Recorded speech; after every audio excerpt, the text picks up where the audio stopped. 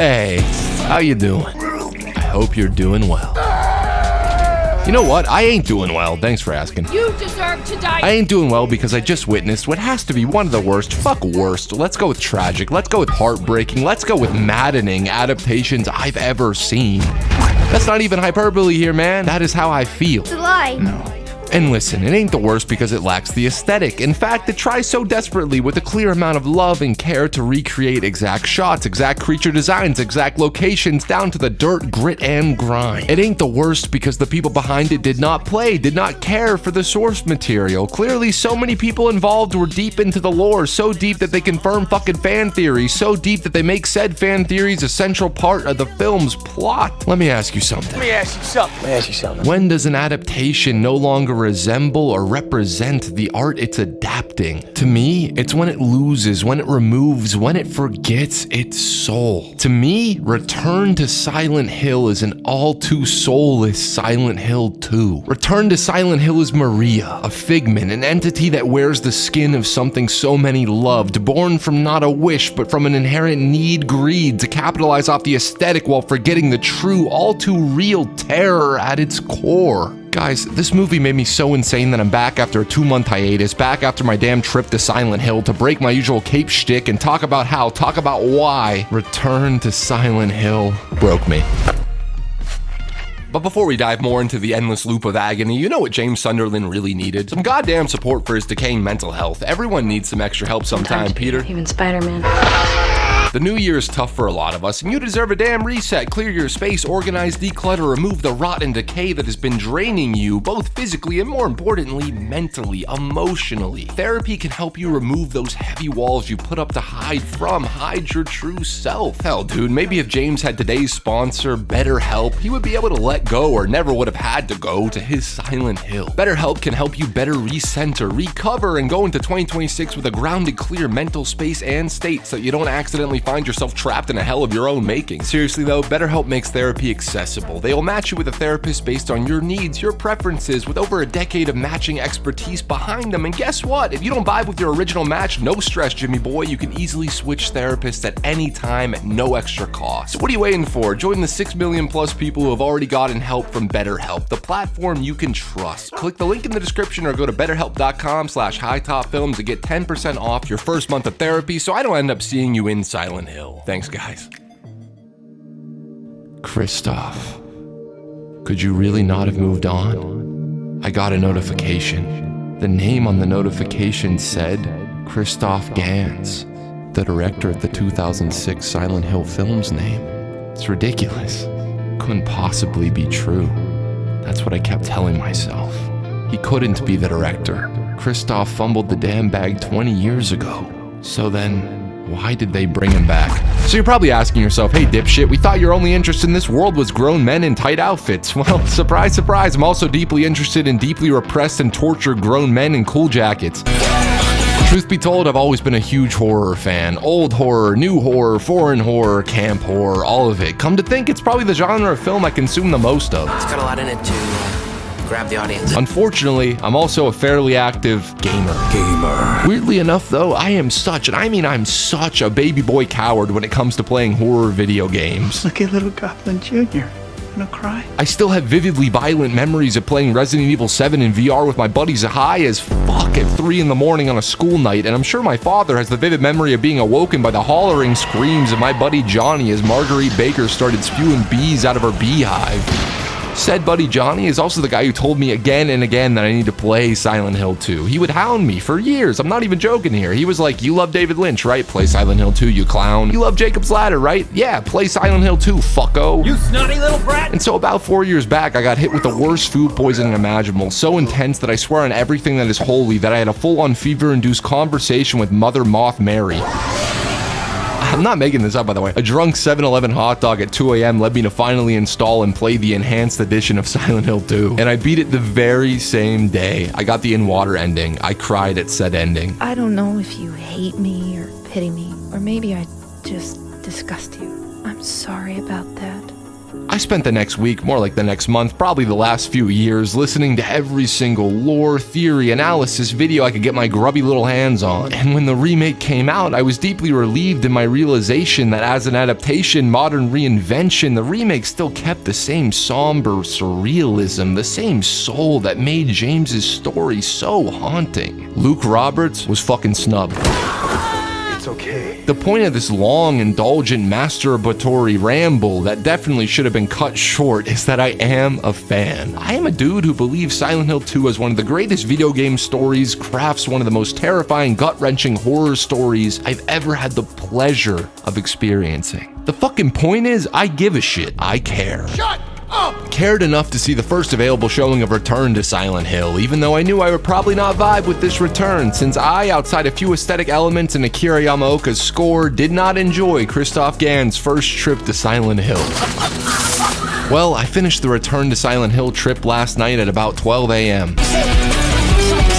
Where do I even start? I'm kind of lost. I guess I like some of the visual choices. Christoph will be Ganzen, and by that I mean he will do some very absurd things with the camera. Seemingly unmotivated absurdity, but hey, it's fun to see POV shots that feel like a first-person video game, a therapist be shot through a glass table for half her scenes, ludicrous sequences of fast-cut insanity trying to replicate James's mental state. When the frame isn't surrounded by miles of CGI, it's definitely not an ugly trip to the town. Patrick Tatopoulos perfectly translates Ito's original character designs into live action, visually speaking. The new creatures like Spider Mary or the weird fucking baby Laura walks around with feel in sync with the original world, visually speaking. And I very much got an empty kick out of seeing the previously mentioned commitment from the crew to so accurately recreating locations from the game. It's like looking at a very accurate model toy set or a wax museum with Akira Yamaoka's score, which is criminally underutilized here. I mean, why even hire him if you're barely going to use his music playing in the museum? James will stare at himself in the most dilapidated, rundown bathroom you've ever laid your eyes on. He will walk through the forest path before reaching the church in the graveyard. Eddie's ass crack will be very much visible as he pukes into a rust-covered toilet.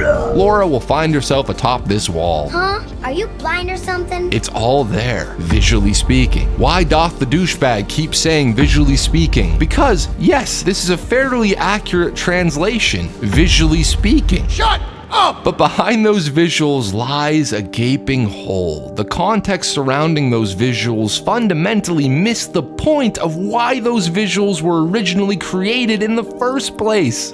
Breathe, breathe, meditation. We talked about this. You deserve to die. Take the ever iconic nurses. Sure, they look like the nurses from the game that you love. They move like the nurses from the game that we loved. But instead of having to beat down on them, instead of James having to wail his pipe or wooden board against their flesh again and again, even after they fall into the ground, instead of the player, you and me, having to watch them retch, contort, convulse their bodies as we are forced to hit them again and again, creating not just a simple sense of beating the enemy, but of a raw uncomfortability in our violence. Their bleeding bodies are supposed to be a reflection of what James himself did, what in his darkest moments he fantasized about doing to this very real woman he once loved. Instead, in Return to Silent Hill, the nurses, they simply explode into stone. Why? Not sure, considering I'm 90% sure that in the 2006 film where they don't even belong, they bleed and hurt like a trapped woman begging for air. This simple difference is a simple metaphor for the entire film's central fucking problem. It looks like what you love, sometimes it sounds like it, but it's a lie. James Sunderland is supposed to be an everyman, the everyman. Return to Silent Hill tries to give him more character, but somehow creates an even thinner, less fleshed out archetype. Hello? And I can see what they were trying to do with him. I can see it. See how they were trying to add another layer to the game's story. James here is an artist who has lost his muse, and now he feels like he literally cannot create, cannot function without her. He has no inspiration, no will to live without Mary. That's not a bad bad idea. I don't mind. I would not have minded some creative liberties. An adaptation does not have to be one-to-one. It can add new elements as long as those elements don't undermine the purpose of the original tale, as long as they can stand on their own. This James, unfortunately, does neither. You snotty little brat! If he's a tortured artist, why is his persona that of a carefree douchebag? Why does he dress like me, a 90s fuckduckle? What'd you have to say that for? Why does he speed around in a sports car instead of an old beat-up junker? What is relatable about that? What remains of the everyman when our first moment with James has him recklessly driving his Mustang top down, literal fucking canvases in the backseat while lighting up a joint? Why is there no poetry to him? In fact, there is far less eloquence to his words, spoken and unspoken, than there was in either version of the game. Mary, they keep telling me to move on. I won't let go. Swear to me! He's brash, he's rash, he's a 90s bad boy archetype. All the poetry is gone. His relationship with Mary is not that of myth. It's that of a paper-thin, contrived cartoon idea of what an all-consuming love feels like. Mary's letter, the iconic letter that even those who have not played the game have probably heard, is now simply a plot device. The art, the beauty in the writing and her voice is stripped away to be the bare minimum exposition dump. James, so much time has passed. Something's happened. Please come back to our place. Love, Mary. I'm here, James. Come find me. I'm in Silent Hill, bro. Get your ass over here. Whose car we gonna take? James's voiceover, his thoughts are now gruff and to the point, no longer somber, no longer reflective. How does going from this, our special place, this whole town was our special place, or this, Our special place. This whole town was our special place. to this, Our place, our town, our love. make you feel? I can't understand how you can be given the keys to this story, the honor of translating it to a different medium, and actively avoid translating the very tone that made it special. Instead of slowly leaving the broken bathroom and taking a moment to stand still at the final rest stop, quietly staring at the town, your personal hell you will soon enter, pondering how you even got to this point. Could Mary really be here? is she really alive, waiting for me? James now books it right out of there, locking his Mustang as he starts rushing down the stairs into the forest. Did they want to give him more agency? Was that the goal? Urgency? It must have been, because instead of slowly creeping our way through the world, James rushes through pretty much everything. He's fucking speedrunning the game. He gets the radio, meets the first lying figure after having some cliche homeless dude warn him of the dangers yet to come. I'm gonna fucking kill myself. And all of a sudden, he is swarmed by those figures. They are immediately everywhere. Gans hits the fucking gas on the Mustang without any real tension or escalation. We, for the first time, see the shift from Silent Hill to the other world all in one shot. Cool visual gimmick, sure, but we should never, in my opinion, ever see the transition between worlds depicted that way. It ruins the fear, the maze of it all. The layout, the world of Silent Hill, it should not make sense. The fact you can hop out a window across an alleyway and end up in the exact same apartment complex, except now it's even more rundown, even more on the edge of hell, that's scary. That is unnerving. How did we get here? How can we ever go back? Instead of the wandering restlessness of the maze and the changing map being something you feel trapped in, it's used as an excuse for the writers to fling James out of whatever situation they're too overwhelmed by to wrap up intentionally.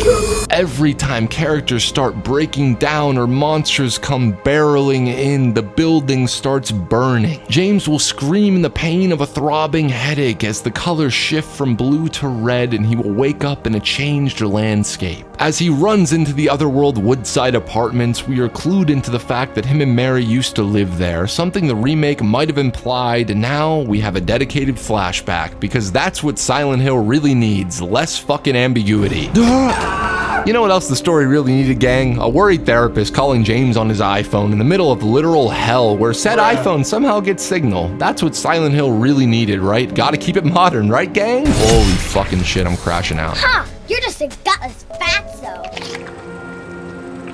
There is almost no silence in Return to Silent Hill. All the atmosphere comes from directly ripping iconography from the game. Hell, there's no real suspense. The editing, the choices, the pace, none of it left me feeling remotely spooked or with any sense of unease. No one said it would be easy. It's just like not that hard to at least nail that feeling of unease, right? The Lynchian confusion, the feeling of being stuck in a dream with characters that represent deeply real feelings, deeply tragic remorse and pain who speak, act, and react in uncanny ways. It's the one thing that you have to nail, you have to translate in order to create something that feels remotely like the source material. Silent Hill should feel like Twin Peaks, should feel like Jacob's Ladder, Mulholland Drive, and Lost Highway had a real fucked up baby. It should have the artistic sensibilities and flow of an independent film, not a fucking underworld movie. I mean, come on, man. Spend the somewhat modest, I guess, $23 million telling a slow burn descent into surrealistic madness, instead of trying to have the pace, CG, spectacle, and action of a $200 million 2000s action franchise. This seems to be the one thing that none of the film adaptations, the one thing that whoever greenlights these films at Konami cannot grasp. It's a joke, man. It's all a joke. It really is, because I'm sure the actors, the crew, I'm sure Christoph worked their Eddie ass cracks off. But when your script seemingly can't even grasp the tone, it's a nearly hopeless fucking endeavor. Pyramid Head, instead of lurking behind the bars in Woodside Apartments, idly waiting, almost taunting you, reminding you that at some point you will have to face the fears yet to come. Face the fears of what you did. Now he just slams his fucking head against the bars like a fucking moron in order to chase James. Pyramid Head is not supposed to be Jason Voorhees or Michael Myers. Stop trying to make him something he's not. He's not a mascot. You did it, didn't you, Jimmy? You woke him up. He's the ugly reflection you're scared to even catch a glimpse of. The darkness you're so terrified is inside. Eddie may vomit in the toilet. The shot may be identical to what you know, what you remember, but his personality is that of a coked up Reddit karma farmer. The twistedness of Eddie's story in the original is that at first you might feel bad for him. He's a large man who overeats to the point of vomiting, who dresses like a 12-year-old boy. There's a lot going on there. How can you sit there and eat pizza? We only realize his spiteful, angry victim complex as the story progresses. And a corpse can't laugh! Well, here, in the movie, his story doesn't progress because he's never seen again. Why is he here? What does he represent about the human condition here? No clue. My only guess is that he represents the drunken, angry part of James that we see later in the movie. Clip-on beard James, as I like to call him. Bruh. So many implications from the original game and the remake are now worked directly into the plot. James's implied alcohol abuse... No? You sure? ...is no longer implied. One of the first scenes in the damn movie is him getting tossed out of the bar before his therapist calls him worried that he's drinking again. Pyramid Head being a representation of James's self-hatred, his guilt, his rage. That's the commonly read and understood subtext. I know what you are. I was weak. That's why I needed you. It's all over now. Well, that is no longer remotely subtextual. That is directly beaten into you again and again. James is literally under the Pyramid Head.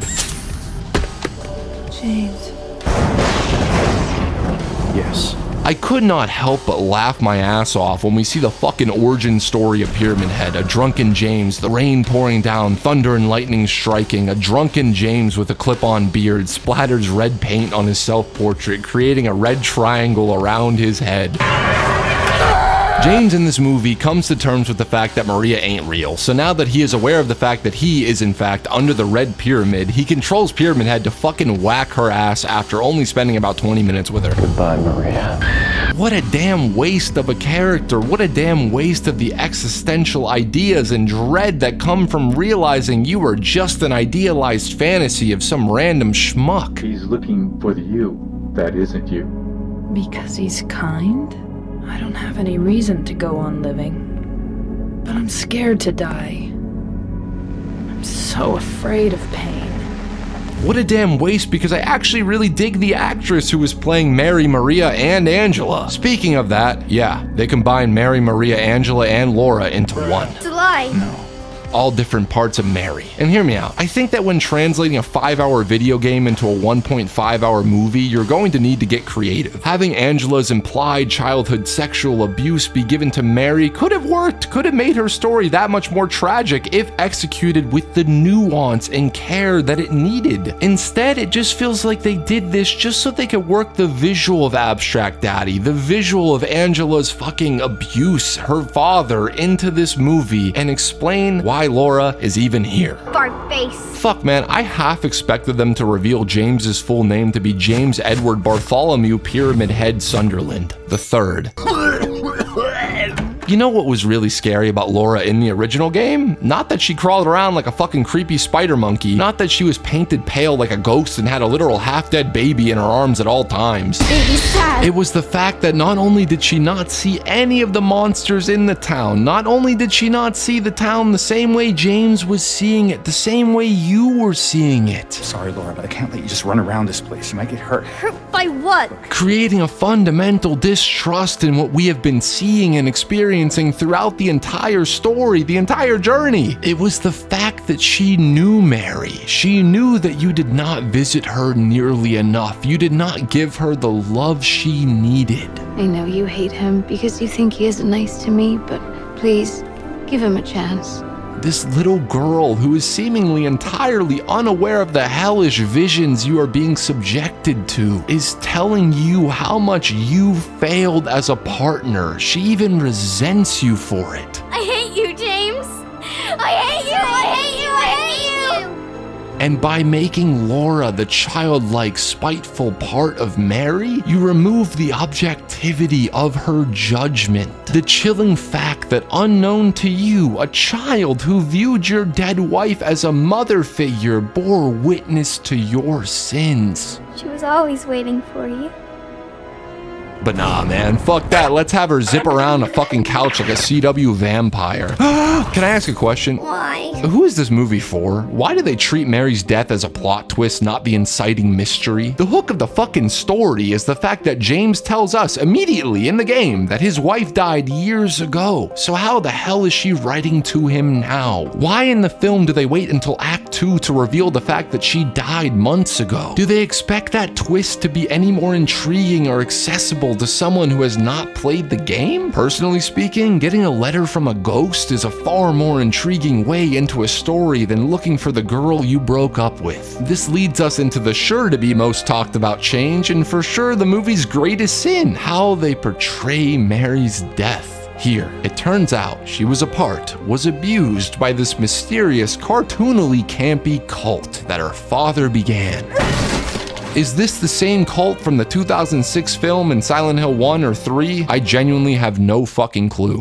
The terror of what lies in the fog is replaced with an explanation of how the town was abandoned due to an unknown illness, presumably destroyed by the cult that ran it. It now rains ash just like in Gans's first outing. Oh, Kristoff, you keep Gansin. They're coming back. Fuck. Here, it turns out that James saw the cult give her this drug that made her ooze blood in some kind of twisted ritual. Said drug is what led to her illness and death. Kristoff's somebody that they can relate to and understand, and he's a gamer himself. Any fucking ways, in the movie, James in a drunken state demands that they both leave. Mary feels judged, feels like James will never be able to look past what he saw the cult do to her, so James leaves the town without her. She gets really ill and James comes to visit her, where she begs him to kill her. The film depicts James's choice to grant her peace as a mercy killing, as a tragic yet ultimately good deed. I was in disfucking-belief. It's ridiculous. Couldn't possibly be true. It's a lie. No. What does movie James have to feel bad for? What truth is he running from? The movie forgives him for nearly everything. The fact that he saw his girlfriend was in a weird cult that made her spew blood that the cult ate, so then he drunkenly leaves her, after trying to ask her to go with him. The fact that before she died, she forgave him for leaving, and then begged him to kill her, and he did. The movie itself is saying, hey, James ain't that bad a guy. The final confrontation with her in the other world is James simply apologizing for abandoning her. She forgives him, and we get the in-water ending. He cannot live without her, so he drives into the lake with her body. And at this point, man, none of the emotions are earned, and the whole thing has felt like a fucking high-budget Smosh parody, so I was just numb, man. But then, they had to do it. They had to fucking do it. They had to fucking do it. They had to fucking troll me. All of a sudden, in the final scene of the film, we flash back to the very beginning where punk rocker James nearly hits Mary with a Mustang, and there must be some Mustang product placement involved because fuck, I want some of that bag too. Now, James is fully aware of everything that will happen, so instead of driving her back to Silent Hill, he speeds off in the other direction, away from the town, away from the cult, away from her death, away from any responsibility or pain he might face. He has exited the loop, so to speak, and now, if any of this is even fucking real, now James has the chance at happiness. The fucking end. And listen, maybe I'm so salty, so spiteful, so annoying because it's any writer, any filmmaker's dream to be gifted this sandbox, this story, this world. I've told my friends privately there's 3 dream movies. I'm not making this up. My 3 dream movies that I could ever make. Ready? You ready for it? One of them I'm making right now. The other one's Batman Beyond. The third one, Silent Hill 2. See a fart face. And to watch that story waste away, watch it be mutilated into mass appealing simplicity, it's painful. By changing, morphing, censoring the ambiguity, by making Mary beg for relief after her life of being assaulted, used, and abused by a campy cult, you remove that terror entirely. In the game, both of the games, she wanted the pain, her agony, her feelings of being a burden, of being unwanted to end. I wanted the pain to end. Of course she did, who wouldn't? But Mary also wanted nothing more than for James, her husband, her partner, to tell her it's gonna be okay. Please don't go. Stay with me. I didn't mean what I said. Tell me I'll be okay. Tell me I'm not going to die. Please, James. To tell her she's still beautiful, she's still desirable, tell her that he still wants a life with her, but he can't. He doesn't. I feel so pathetic and ugly laying here, waiting for you, wrapped in my cocoon of pain and loneliness, waiting for you to come to see me, but you never do. The final boss, depending on which ending, depending on which version, forces you to destroy a part of her soul, yet again as she calls for you over and over. James. It's not a pleasurable win, it's a devastating loss. The letter's final lines, her final words, one of the most haunting, tragic final line reads in any media. James, you made me happy. That's not something you can come back from. James can't recover from that. He will never be able to move on from those words, and neither can you, neither can I, neither can we, the player. Because the true terror of Silent Hill 2 is not only realizing that the everyman you've been playing as is capable of selfishly smothering his sickly wife to death, but realizing that a part of you, however small, however twisted, fears that you put in his shoes might have been capable of the very once unthinkable act. The truth is, I hated you. I wanted you out of the way. I wanted my life back. James, if that's true, then why do you look so sad? The best horror leaves you unsure, bewildered, confused. What happened? How did we get here? Where can we possibly go from here? Was this all a dream, or do we just wish so desperately that it was? The best horror is a mirror showing us the darkest parts of ourselves, the stuff we are too afraid to face in the light of day, reflecting the unsaid desires, the unimaginable terrors that lie beneath the eyes that stare back at us. Return to Silent Hill actively avoids reflection, actively avoids letting us ponder. Return to Silent Hill is a mirror that only shows you what you want to see, what it thinks you want to see. Break the glass, shatter it, and you'll realize the heartbreaking truth. Behind that mirror, there is simply nothing. James.